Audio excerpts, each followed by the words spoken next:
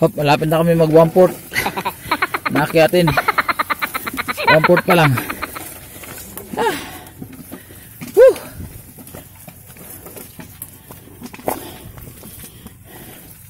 Sumabay ka ba naman sa mga bata eh? Tapos reklamo ka.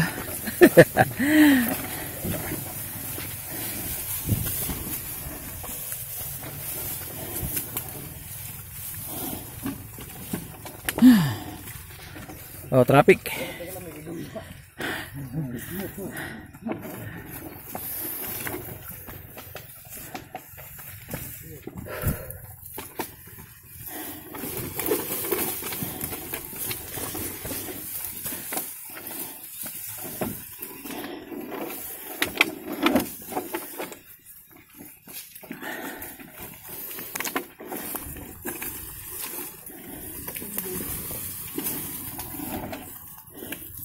So ito na guys, nakarating na kami sa kabilang isla. Dapat fishing ako na gamit rod and reel, pero isang oras na mahigit akong hagis, wala. Hagis ng hagis, walang kumakagat. Itong mga kasama ko pala, may mga dalang yung bag pala nila, may mga dalang ayan, lambat. Ayun, binanatan na lang, linatagan ng lambat, ayun mga huli nila Sari-sari, may mga limasag, malilit na isda, kitang, sari-sari. Yan pala talaga ang hinuhuli nila dyan pag pumunta sila dyan sa isla na yan. Nakapanginayang dahil napakaganda ng isla. Ang ganda ng dagat, napakalinis, pero ang isda ay napakaliliit. At sabi nila, ang kwento nila ay dinadayo rin daw ng mga taga-ibang kalapit na lugar ng Cavite, Maragondon, tsaka yung mga taga Batangas. Araw at gabi daw, walang tigil daw ang panlalambat dyan sa ispat na yan, kaya pala nawala na ng malalaking isda, nabulabog kumbaga. Pero nag-enjoy na rin lang kami at napakaganda na lugar, sarap maligo, yan, ganyan. Yan yung nahuli nila sa lambat. Ayun, inihaw namin, may baong kaming kanin, sarap ng kain namin. Hindi ko na isinama sa yung pagkain namin dyan kasi kalimutan ko na sa ganda ng lugar, sarap kumain tabing dagat. Yun nga lang, talagang pasubo ako guys sa pag-akyat dyan. Akala ko kasi malapit lang, sabi niya dyan lang, tawid lang tayo sa kabila. Tama nga naman, tumawid kami sa kabila, pero napakainit, saka matarik na konti yung medyo mahina na tuhod. Mga kasama ko, mga bata pa.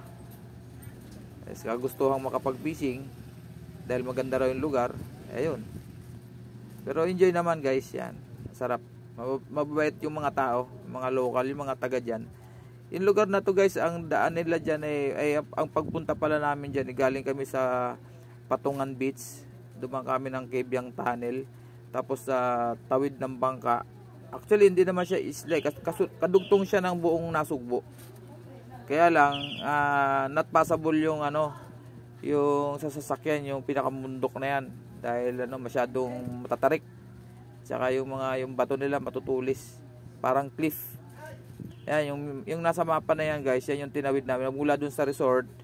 Yung sa Dilaw na yung resort yun, tapos tumawid kami dyan sa kabila. Almost siguro mga 800 feet. In-estimate ko na lang sa haba ng linakad namin. More or less ganun. Ayan.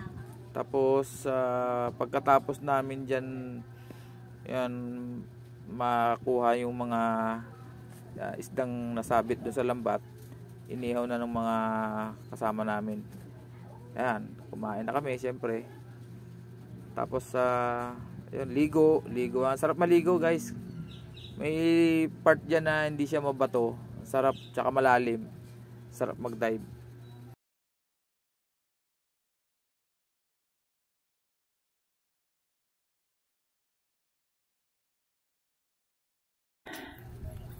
Ayun, pabalik na kami niyan. Ayan na. Kung makikita nyo yung dinaanan namin, ayan, pabalik na kami niyan. At katakot-takot talaga ng mga siguro mga alas 3 ng tanghali. Kaya grabe yung pagod namin, init. Pero masaya. Salamat. Nakakalahati na.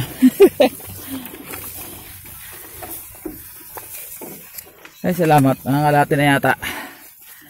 Yata lang ah. Ay, mukhang pantay na ah. No?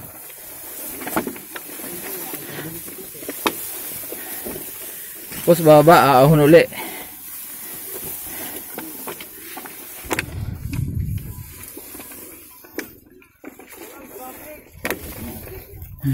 Uy, mukhang pababa na to ah.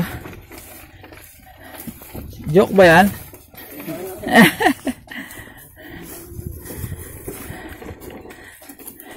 Sarap ng banding namin ng mga taga doon, yung tropa. Whew.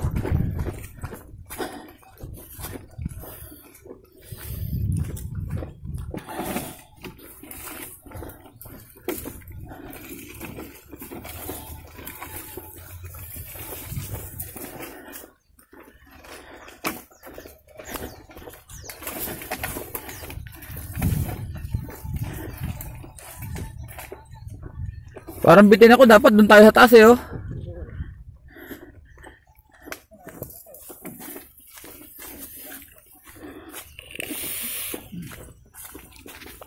Dalawang gabi kami dyan eh.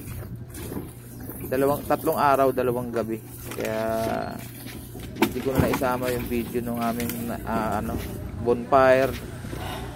Kasi ano eh, iba puro inuman. Alam mo naman pag beach, puro inuman, magulo, sayawan, may kantahan, may mga karaoke. Ayan.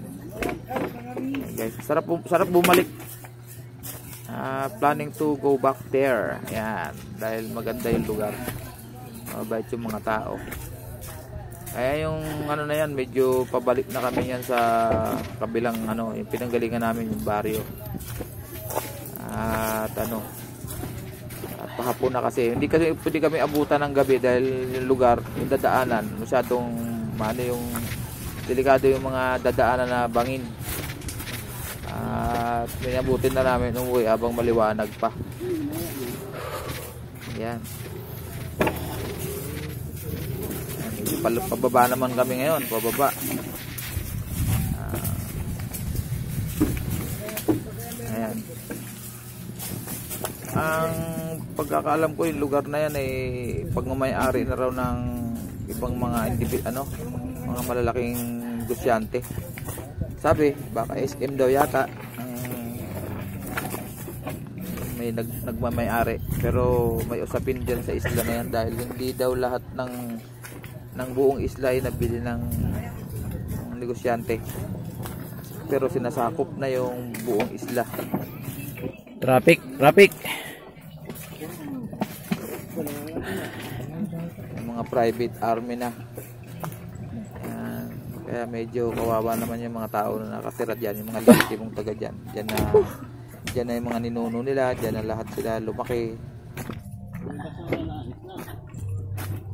Pag may nakitang basura, yun na yun, lapit na. Bakit kasi pwede naman walang basura eh.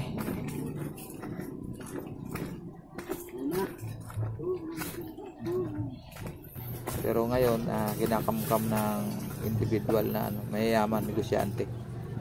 Dahil napakaganda ng lugar at tsak pag-iinteresan talaga ng mga negosyante, mga malalaking developer. Ayan. Ganda ng lugar. Sarap ng yung ganyan, hiking, tripping, sarap. Kaso talagang hingal ako dyan. Grabe. Kumbaga pasubulan talaga. Pero okay lang, enjoy naman. Kayang-kaya naman. Kaya lang pag wala kang practice sa mga ganyang akyatin, tapos bababa, nakita nyo naman napakatarik pababa. Sa actual na yan guys, matarik yan. Masakit sa tuhod yung pabalik kasi nag-aalalay ka ng bigat mo. May ginalan itong mga kasama namin nagkusa na magbuhat ng mga babibigat na dalahin namin mga gamit. Ayan. Ayan, yan, palusong pa rin yan. Papunta na sa baryo yan. Sa resort. Ayan.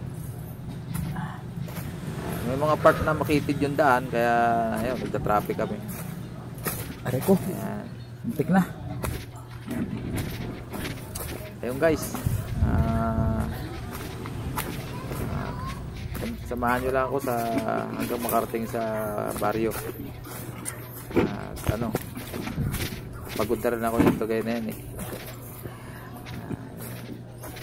Saya. May kumakawal na aso, malapit na tayo.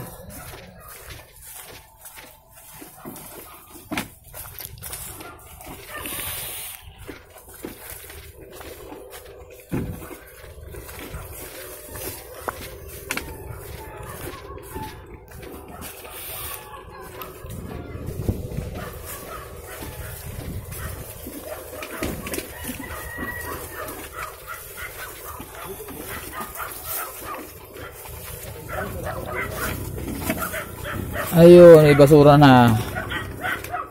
Grabe. Pag marami ng tao, may basura na. Ito na tayo.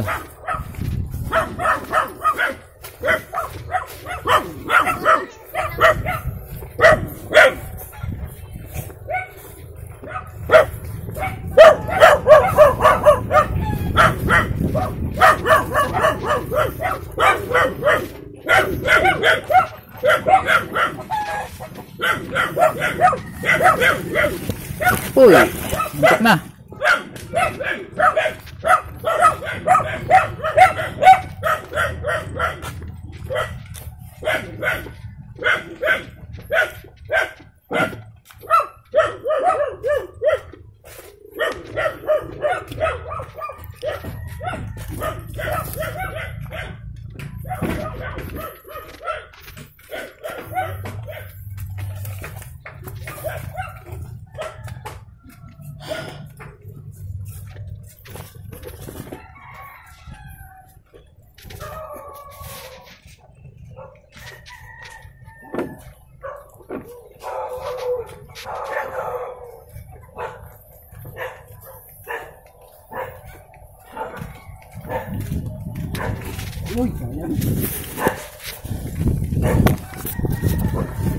Hindi naman ako pagod.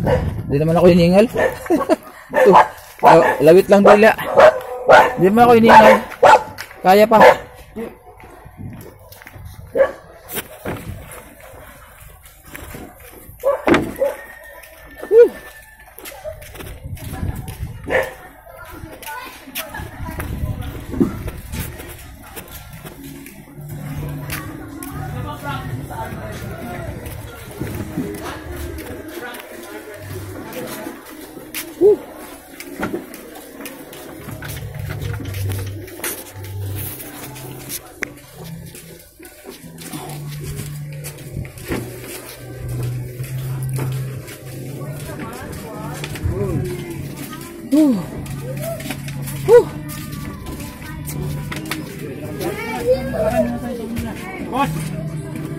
Uy, welcome oh.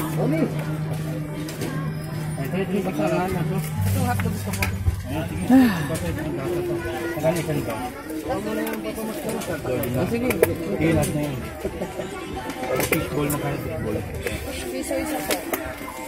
May plastic ko na lang po. Magkano lang to? Tipo, kakain mo kami dito. Fishball. Wala sa Manila niyan. Dito lang mayroon yan. Shout out.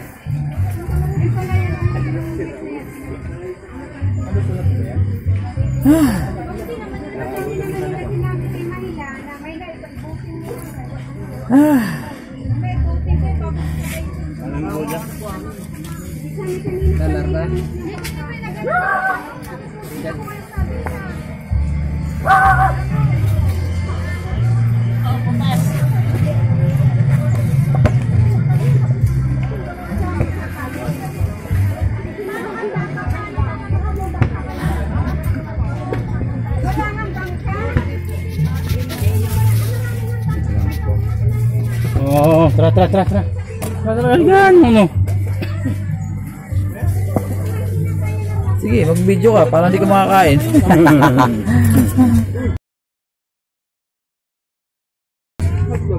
May manghang?